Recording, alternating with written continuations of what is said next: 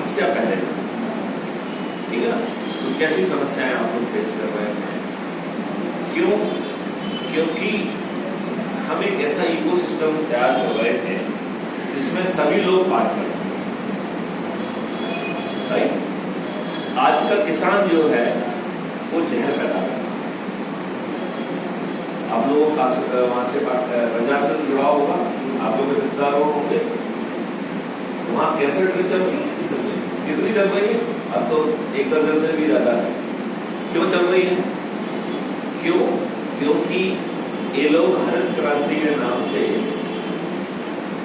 Chemical fertiliser और pesticide लाए। आज हमारा फूड ग्रेन कार्सिनोजेनिक हो गया है, कैंसर करने वाला हो गया है। जो उसका तना है जिससे आप भूसा बनाते हैं वो भी कैंसरस है। मिट्टी हमारी इनर्ट हो गई है, खराब हो गई है, और अभी ये हालात हैं कि जो सैलिनेशन कहते हैं, नमक सा जमा होना, वो जो है ना उसमें वो नमक नमकीन होती जा रही है, डिजर्ट होती जा रही है।